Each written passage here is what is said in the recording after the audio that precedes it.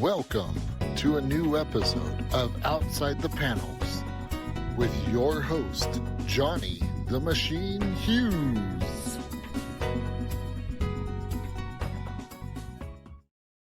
Welcome everyone to the episode of Outside the Panels. I'm your host, Johnny the Machine Hughes, and you know how much I love a good story. Well, I've got a couple of guys on the show today who are here to talk about their new book. It's out now. First up, from Fenom Comics, that's Fenom with a F, not with a V, all you Marvel heads. Don't get all excited. It is Tom Fenoglio. Hey, thanks, Johnny. And I hope I got your name right. I'm terrible. No, that's right. It's Fenoglio, and it's Fenom. It's phenomenal. Phenom. Phenom. See, British accents. Johnny, you listen. You know, you and I were talking way before this, and that's the one thing I should have told you. So I'm sorry. I apologize. No, I apologize. And along with Tom, we have writer extraordinaire. The dude needs not much of an introduction. All I'm going to say is Batman, Detective, Nightwing, Birds of Prey, Robin, Van Helsing. It's Mr. Chuck Dixon. Hey, Chuck, hey, people. Excellent. Right. So, hey, Tom. Let's get started. How did you two get together to start work on this fantastic book? Well, I'll tell you my side, and then it bleeds into Chuck. Initially, my brother and I wanted to tell our stories. So we knew that we had these stories. We had them in, really summary form, synopsis form. Some were a little more detailed. But our first one, Hunter Ninja Bear, we knew that it had a really good foundation. We knew it could go somewhere, but we weren't writers. We were in no way professional writers or even in the comic realm. So reaching out to a friend of ours, Rob Hunter, who did a lot of inking with DC and has a fantastic career and a catalog of books that he's worked on with artists. And Rob then brought the story to Chuck and asked him, "Hey, Chuck, would you be interested in this?" And Chuck, then I'll hand it off to you. Yeah. Rob approached me, and we knew each other for a while because we worked at CrossGen together. And he approached me at a Comic-Con in Tampa and said, I'm working with these new guys. It's a new startup publisher, and they'd love to have you on board for this story idea of theirs. And he didn't tell me anything about it. And then, but I trusted Rob. I knew, he wouldn't go with anybody who was fly by night. So got in communication with Tom. He told me the basic concept of Hunter Ninja Bear, and I fell in love with it immediately. And he and his brother had laid out this really great, like basically a movie treatment for the story, with lots of the research already done and lots of imagery and things like that. So as soon as I was done reading it, it was already alive in my mind, and it was just up to me to dramatize what they had written, which was pretty easy because what they'd written was so solid and so, it's a crazy idea, but it works. It works for me historically and accurately and all the rest of it. So that was my job. It was interesting because you do that whole thing. We say never judge a book by a cover, right? So obviously I got the press stuff and I saw this Hunter Ninja Bear. I was like, what have these guys got against bears? Why are they hunting them with ninjas? What's going on? And it's like, I was like, completely, it's like 180 degrees the other way around, right? So, Tom, break it down for us. What's the basic premise of the book? Well, it's built off of the world's longest running hand game, rock, paper, scissors, funny enough. Well, I want to keep this PG friendly, but dude, that's not the oldest hand game going. Oh, yeah. Second. The oldest one that you can play with the kids. Hey! But, and then we had seen it just kind of within a couple movies, a couple of our friends. It was more of a younger generation where they were doing it with Hunter Ninja Bear. And it just kind of caught our attention. Boy, this is pretty interesting. Obviously, when the game, I believe it was, I'm going to miss this up, a Kraken. I believe, I can't remember what it was called back in the early Japanese days, but it did a lot of migrations until it came to the States. And there were a lot of variations, obviously. And so I thought the Hunter Ninja Bear was one of the coolest things that I've ever heard. And my brother and I were just laughing about it. And we said, boy, this would be a great, like, Josie Wales sort of movie that you set it up with rules. So Hunter beats Bear, Ninja beats Hunter, and Bear beats Ninja. And from those simple rules, we just went wild, and that's where Chuck definitely came in with really his pacing and his just his historical background. There's some words in there when Chuck was writing, I had to go right to the dictionary and said, what are these words? I must have like an 8th grade education, but Chuck just blew us out of the water, because then he took our map and then he just started putting these characters and these lives and these dialects. So, but I guess to answer your question, it is just a good old ninja movie, Western movie that is built around these 3 simple rules. All right. Yeah. So I suppose it comes a question that I've got to ask: if you can, based on the hand game paper rock scissors, do we have the hand game to match? Well, that's it. Is that if you do some searching on the internet, they do it where it's a hunter and then it's ninja and then it's bear. And so, and so these kids do it. And so that's what that reaction is exactly what my brother Joe and I had. And we were like, oh my God. Right. And and that sort of kind of led into a conversation that Chuck and I had way back, or probably day one, was this going to be a silly book? And we said, absolutely not. This was going to be a serious story that we wanted to eventually to migrate over into film. And so it really is a dark story. And Chuck and I are right now collaborating on volume 2, which is going to be a lot more dark. It's going to be Lady Snowblood meets Godzilla. So it's a little gruesome. So Chuck, throughout your writing history, you're really good at sort of building those character relationships up. There were a couple of character relationships in this book that kind of cornerstone it, right? You from the hunter element, from the ninja element. This is your signature thing. This must be like, how do you manage to keep creating these relationships and still make them feel so fresh? I don't know.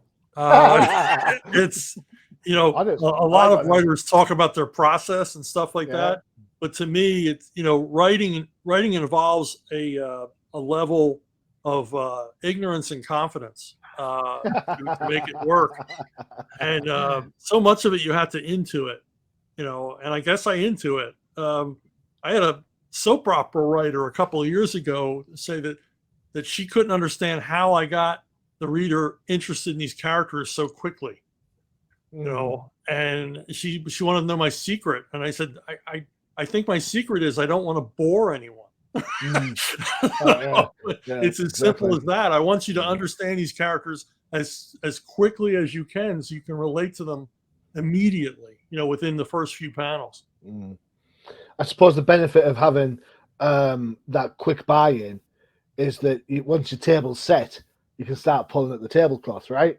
And that's when the fractions of relationship comes up and the kind of angsty elements come to the fore, right? Yeah, it's like, how are these characters going to mix? And what I love about this cast of characters is they really don't mix very well. There's a culture clash, and they really never come to an understanding at all.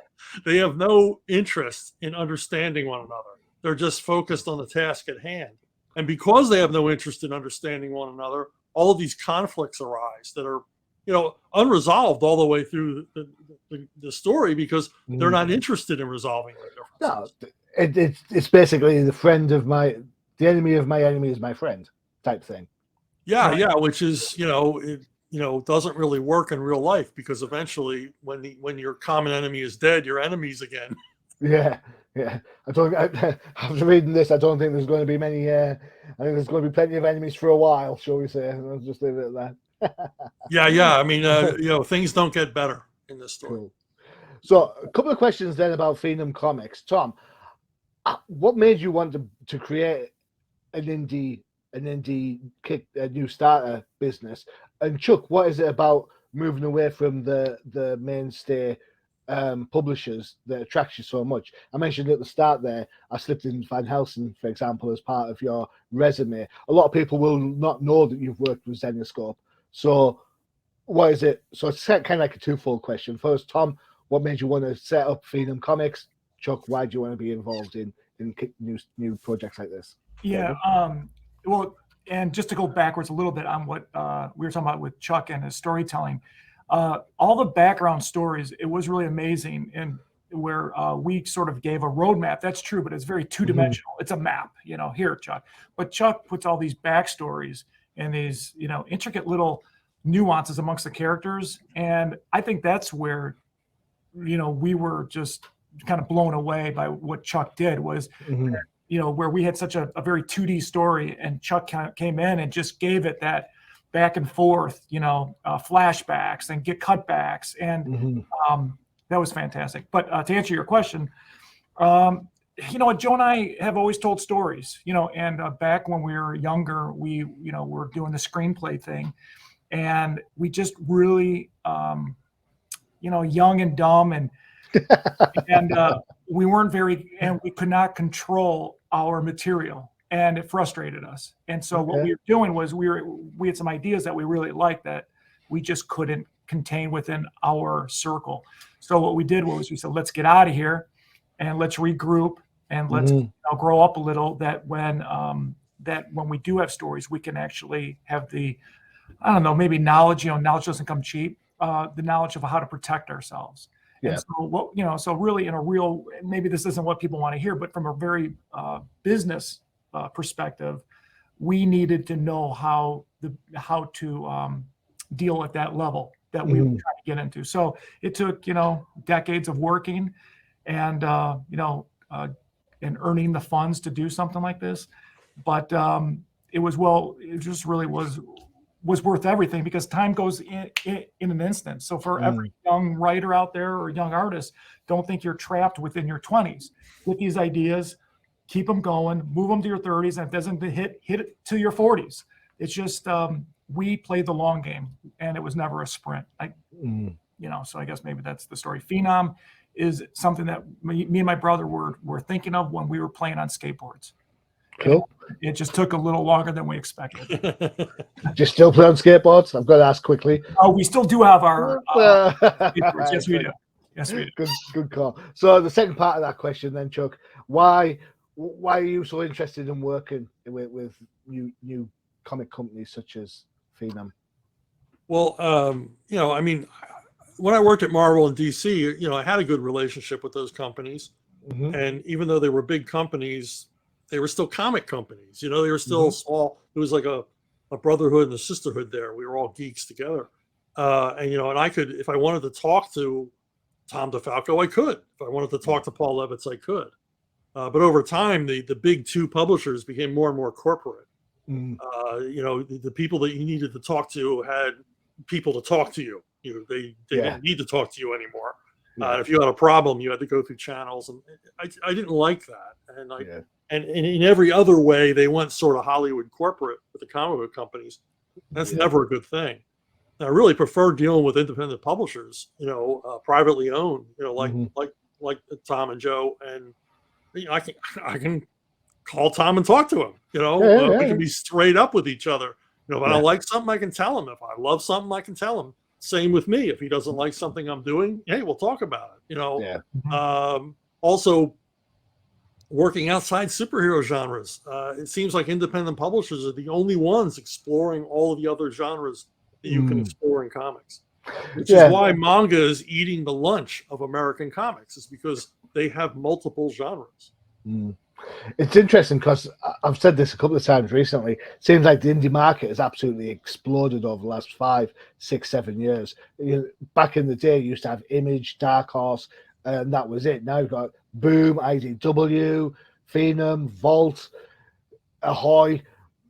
There's a whole plethora of indie publishers out there. And Chuck, you're absolutely right. They're not just doing superhero stuff. They're doing, supernatural stuff that used to be on Vertigo and that sort of thing. For me, the benefit of indie books is you can go anywhere you like with them. You're not tied to that massive corporate identity. I'm sure there's loads of people that would love to kill Batman or get rid of Peter Parker once and for all. But Warner Brothers, Discovery, and Disney are not going to let that happen, right? So at least with indies, you control your product, as you were saying, Tom. You've got your story. If you want to, by the volume 6 comes around, if you want the hunter to say, you know what, I've had enough of you, Ninja, and shoot him, it can happen. There's nobody turning around and saying, no, you can't. He's got both the hunter and the ninja have got to survive. So yeah, we're not held down to what in the superhero genre they call it the illusion of change. We're not held down to that, because in the end, in a superhero title, everything has to go back to status quo, no matter how much they shook it up, because these characters are licensed up the wazoo. So there's only so much you can do with them. I remember when they killed Superman, they didn't think about it, but they lost the Superman vitamin and Superman peanut butter accounts because those companies weren't interested in having the character on their product if he was dead. Oh man. I mean, I don't buy into all that sort of stuff. I don't have a Batman cup. No, not me. Maybe you guys can send me a Hunter Ninja Bear cup instead for my coffee. It's interesting. Tom, you mentioned how Fenom had to be for the long game. Do you feel that the plethora of superhero movies that have kind of given rise to geek chic? It's cool to be a geek now, isn't it? That rise of interest from moviegoers has helped promote books like Hunter Ninja Bear, the kind of people who maybe go into a comic book shop because they know that's where the Avengers are or whatever, but then they come out with something completely different.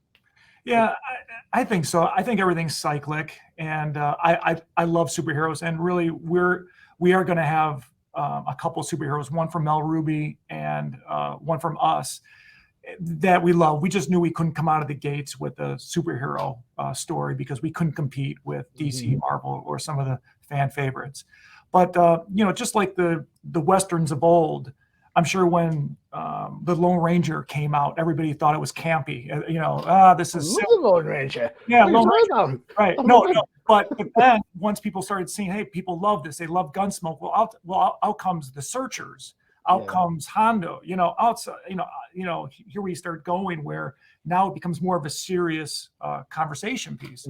So, and I think that's what comics and the superheroes have done is it's allowed us creators to have a medium that we can explore a little more serious conversations. But we love the comics. I mean, we love the superheroes. It just gives us that medium that's maybe a little more acceptable or, from people outside of the comics bubble. That's a really great point. I mean, I see so many comics writing for Comic Crusaders. What did I see recently? There was a book out it was Dynamite, and it was wall to wall, a half-naked girl in a short skirt and a bra top. Now, if that's your thing, I have no problem with that. Hey, I like girls in short skirts and bra tops. It's fine, right? But that's the sort of book that people use to vilify comic book fans. Yeah? Right. Whereas I know full well, on one side you have that, on the other you've got Alan Moore's Swamp Thing or Watchmen or Hunter Ninja Bear or the Ahoy comics where they do the Tom Payer book. All these different books are out there. I know because I see them. Joe blogs in the public, all he sees is short skirt, bra top. Well, it's, talk radio. You can go, talk radio can get sandwiched, maybe somebody didn't like Howard Stern, but then they would compare it to some of the more political pundits out there. And, I think it's neat because it's funny how the new generations views comics, where we're always talking geek and this, like we all read comics at the grocery store when our mom was doing grocery shopping, and you actually had that one, rack that you could comics from. But now everything's digital, everything's accessible. There's a comic book store on every corner, and we never had that growing up. So you can see how the slow change and DC and Marvel's really did a wonderful job, really showcasing their stories. Really, just even the Marvel products were fantastic. That's enjoyment for everybody. I'm not really too thrilled on what DC did, but the Marvel experience was fantastic. Yeah.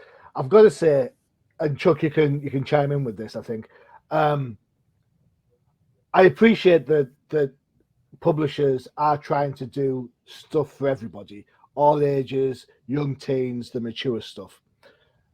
Back when I was a kid, there was just one, and that turned out all right, right? Sure. Here we are. Exactly. I don't know. I don't know why the world needs a younger version of a hero when they can just read the hero book and just deal. It baffles my mind. Okay, back to your book. Should we have a look at it? Yeah, let's go. Please do. Boom, there you go.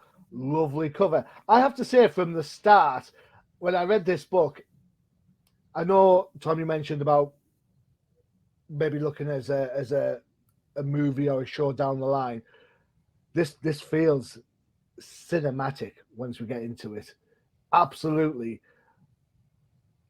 Once we get past all the blurb.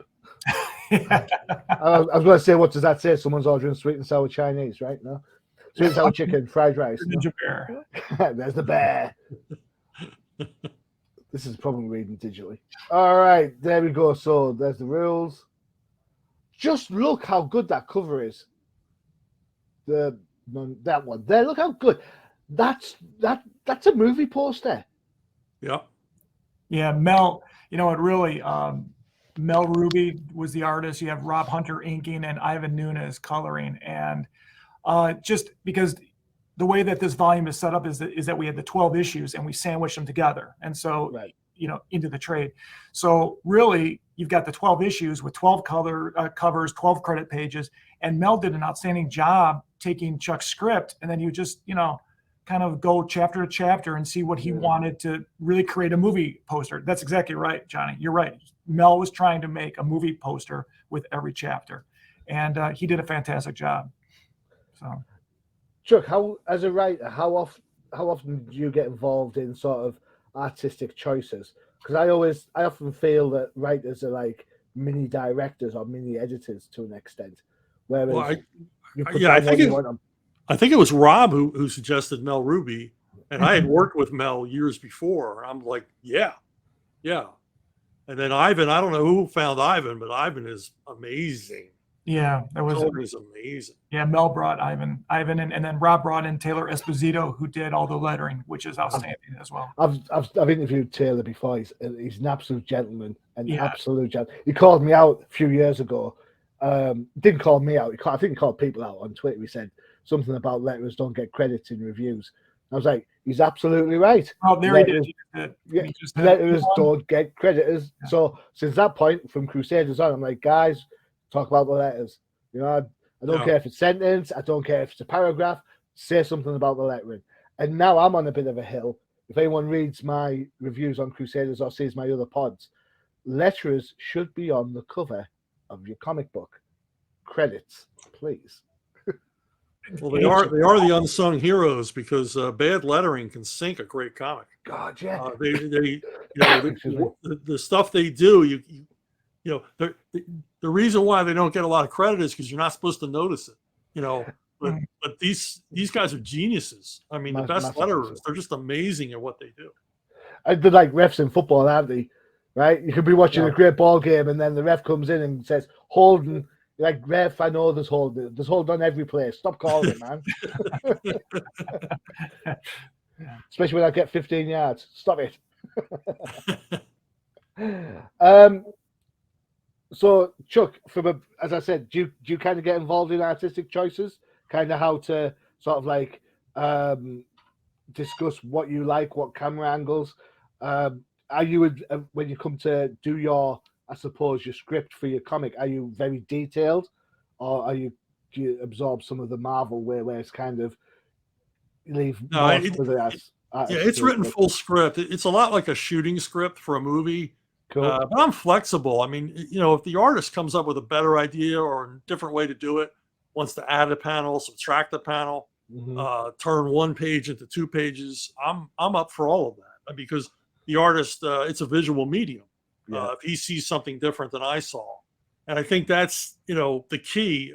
As I'm writing, I can see these pages in my mind, so I know how much real estate I have. So I'm not using up a lot of space with a lot of words that aren't necessary and all the rest. And I'll rewrite once I see the visuals and I realize maybe some of my verbiage was redundant because it's clear in the art what's going on. I'll take stuff out. So show, not tell. Yeah, exactly. I mean, because it's it's a visual medium. You need the words, obviously, but you need a balance between the words and pictures, and that's what I try to get is the perfect balance. So yeah, I mean, I'm directing in the script, but I'm super flexible. Cool, excellent. Right, hit the halfway mark. We'll come back to the book in a moment. Time for one of our adverts. Where shall we go? You know what? I like this. We'll play this ad. You never know. You never know. Get in touch with McFarlane Toys. You know what I'm saying? You can have a Hunter Ninja Bear figure set. And if you have one, I guarantee it'll be on this show. This is Crisis in the Toyverse.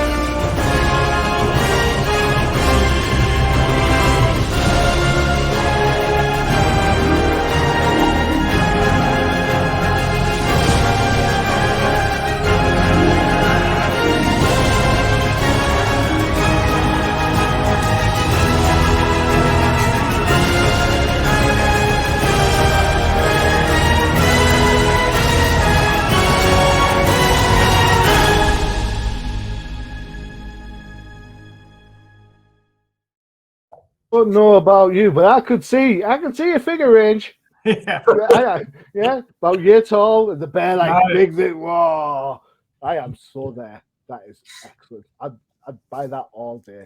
That's awesome. You mentioned Chuck about verbiage in your storytelling.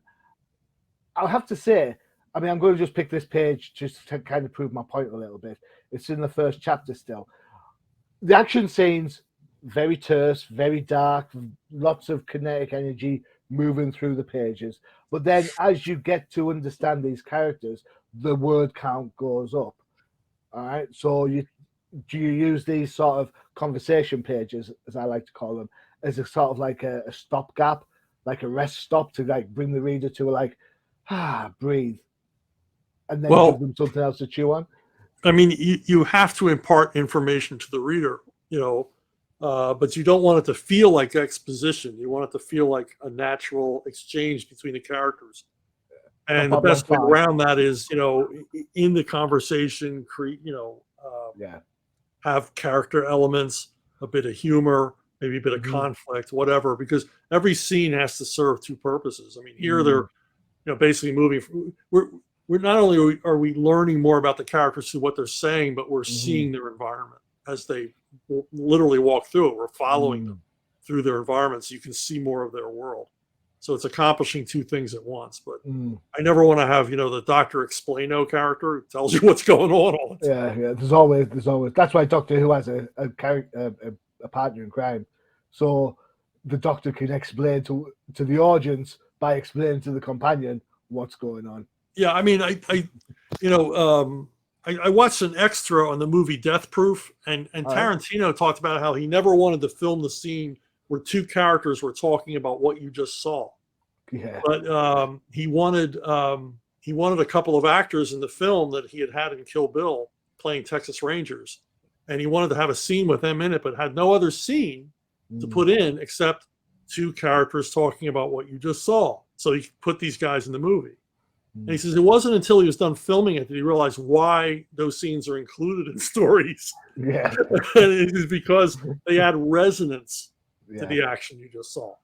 They add something more to the scene that you just witnessed by having two characters basically talk about how freaking stunned they were by what happened. And I thought it was refreshing that someone as, as big in the industry as Tarantino was, admitted that he was still learning. No, it's a good shout. It's a good shout. Do you have, and this is to both of you, we'll go with Tom first, then Chuck. Do you have a favorite character in the book? Well, and I always go back because, listening to you, I want to add on because there's. Feel free to jump in anytime. Chuck mentioned Tarantino and Jay Johnson, who did all of his title work for every movie, like the logo, the title work for, I think, except for Reservoir Dogs, helped us with our Hunter Ninja Bear logo. So we do have a little tie-in with the Tarantino camp. Is that Jay Johnson? I think this is a Tarantino movie. Yeah. There you go. But I don't know. You know what? I'd say my favorite character, probably my two favorite characters, are the ones that really Chuck brought to the forefront where it was never intended. And that was Hana. It was Satoru's companion, Hana. It's a young orphan girl that befriends Satoru and asks him to train her in the ways of the ninja. And also Little Heart. It's John Wilker's, the hunter, his companion. And I think those two just really brought, Hana was always going to be there, but Little Heart, just her presence just added so much to the story. So I think when I read it, the hunters were there, the bears were there, the villages were there. Hana was there, obviously, but their presence, her and Little Heart, really, I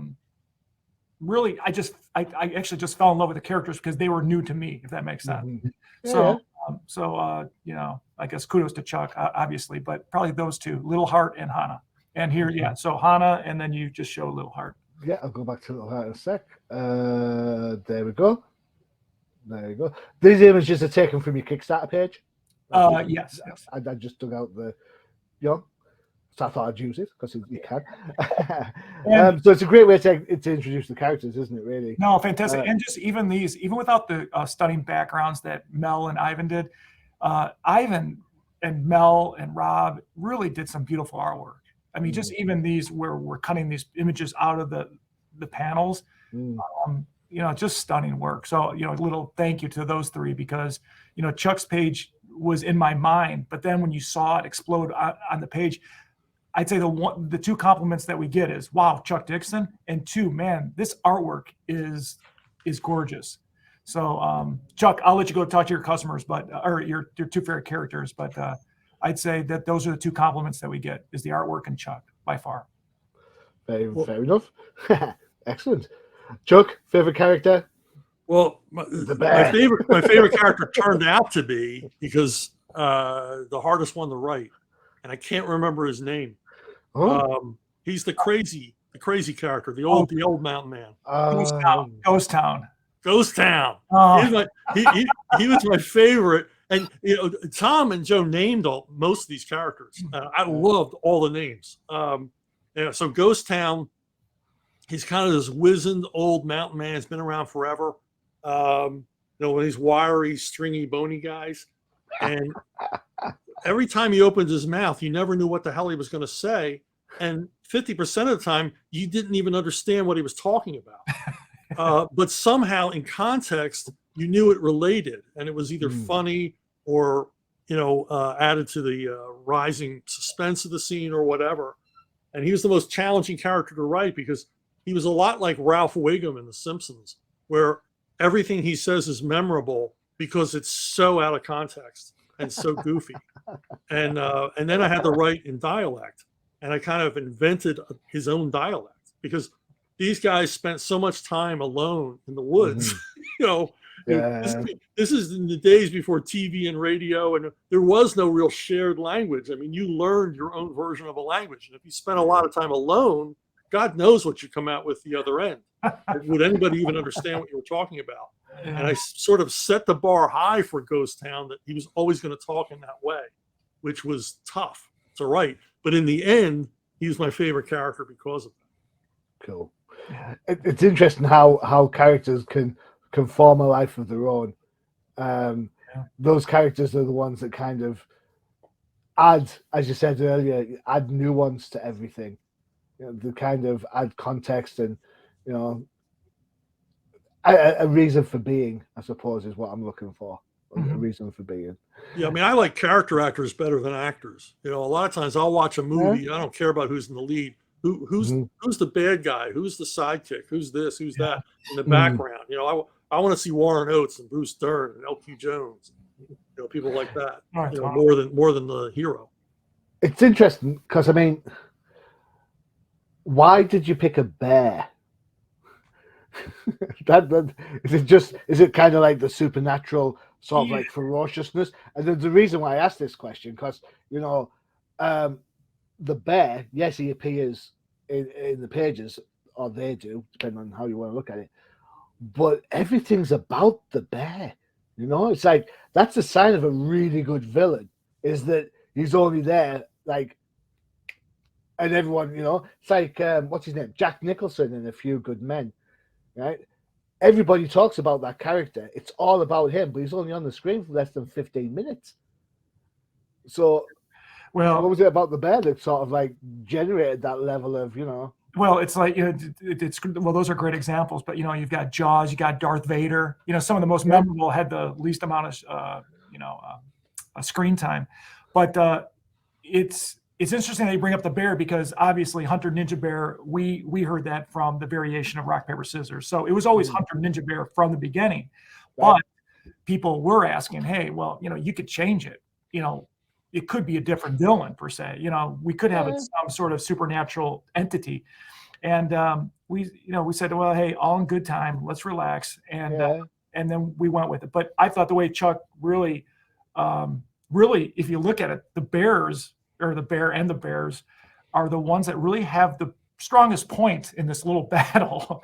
They're pretty much justified throughout the whole story. So I thought it was very interesting how the bears became very human, in a sense that we knew their side of the story.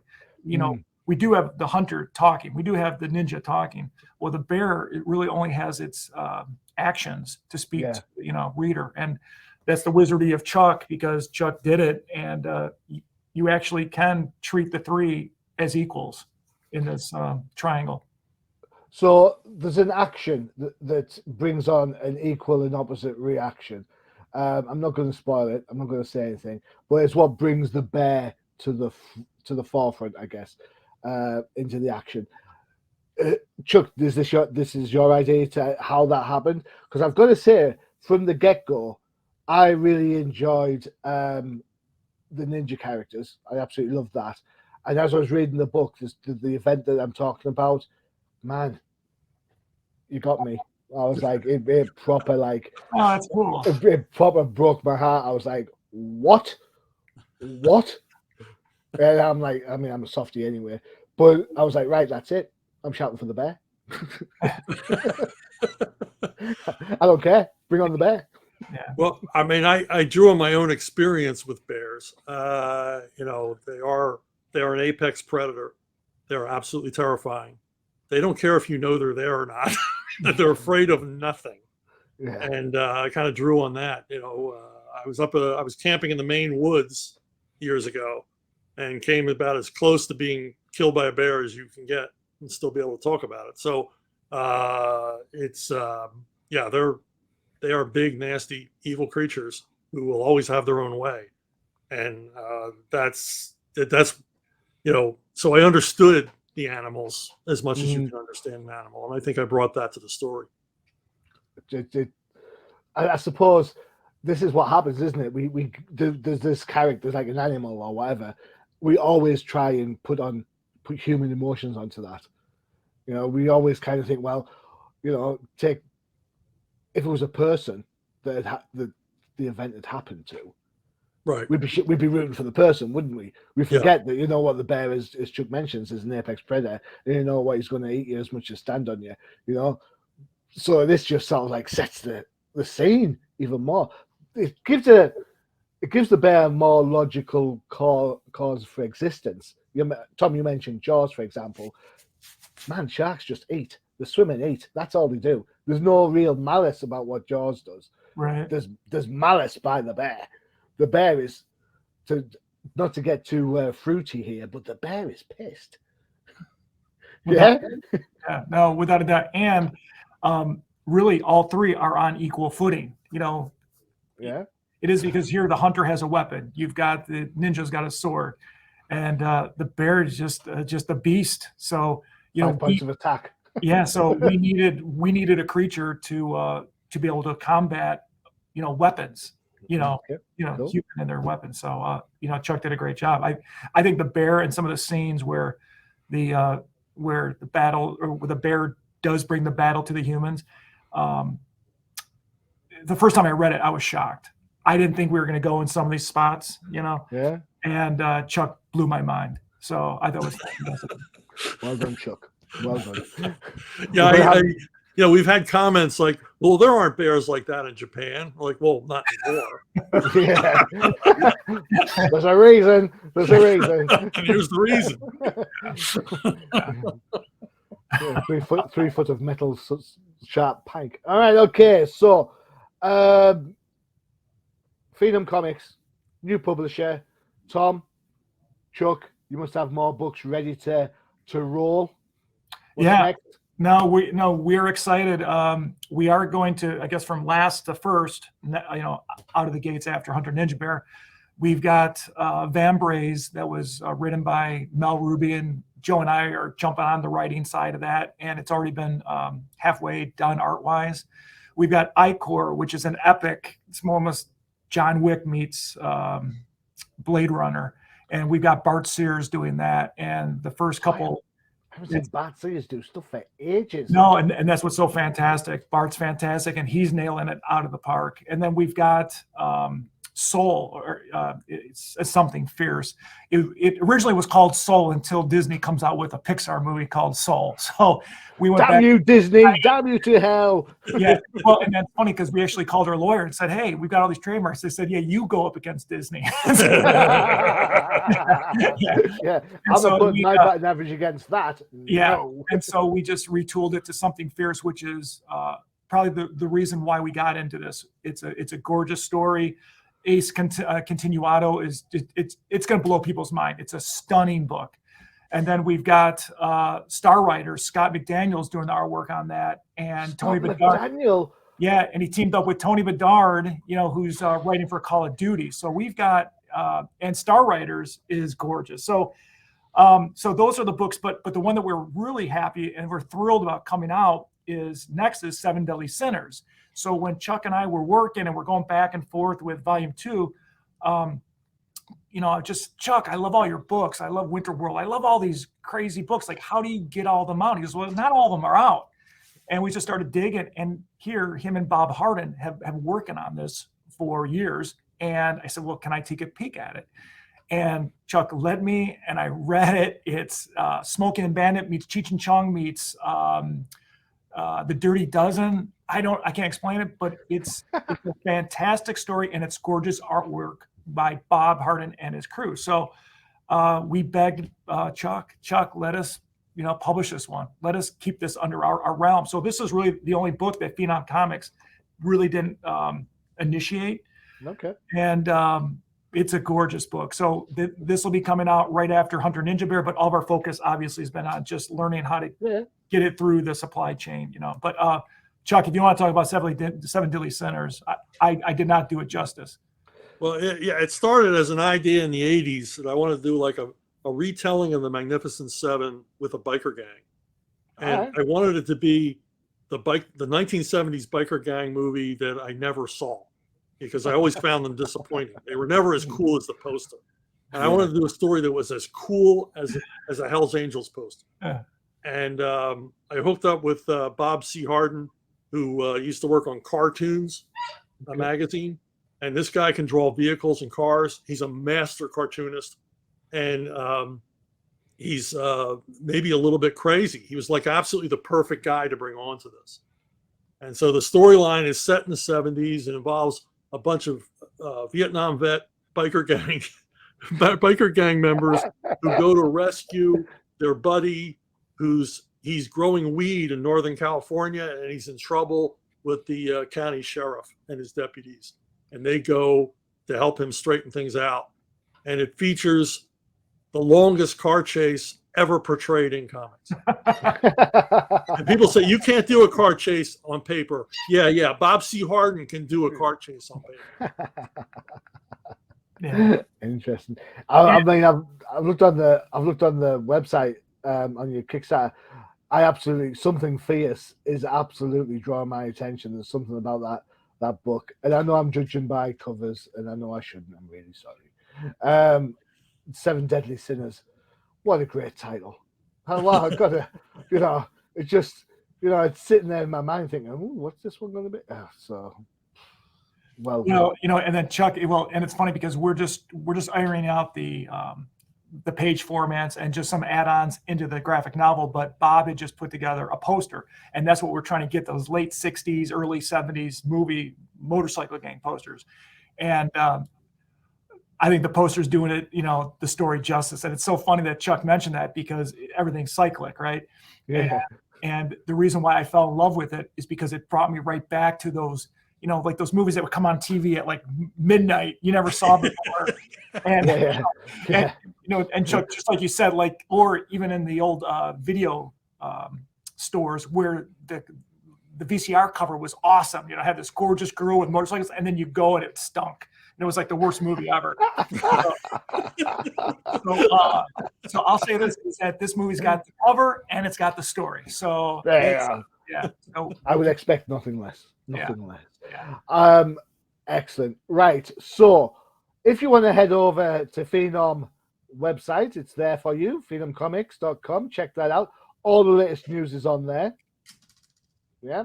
If you do not like websites and you are one of those social media addicts, boom, there you go. At Fenom Comics. Fenom Comics, right? I got it right that time. Yep, that's it. No one noticed. I'm That's good. and that's on Twitter, Facebook, and the good old Instagram. Excellent. Tom, thank you so much for spending time with me. I really do appreciate it. No, Johnny, no, thank you so much. And you will be the first one that reads Something Fierce. I'll tell you this, because it's neat that you got it on, because that book took us a lot of time. I went to 2 priests to make sure that Joe and I weren't going to hell. And it's a great story. So the things you do. I was in Mexico a couple of months ago on my vacation, and I'd swam in the cenotes, and it was in the south of Cancun, so it's all Mayan history and stuff. I had to get blessed of a shaman when I came out, because of the Mexican belief that when you swim in the cenotes, you're swimming with the dead. I totally get it. I'm not sure I believe this, but I'm going to get blessed just in case, because I didn't want a dead Mexican sitting at the end of my bed. What harm is it? And you don't want somebody to say, "Hey, told you so," right? Yeah, exactly. Yeah. Ay, caramba, indeed. Chuck, thank you so much. It's an absolute pleasure to speak to you again. For those who have no idea what I'm talking about, Chuck was a guest on one of our very early The Definitive Crusade episodes. He was kind enough to take part in a DC Jeopardy game. I'm not telling you who won, mainly because I can't remember. It wasn't me.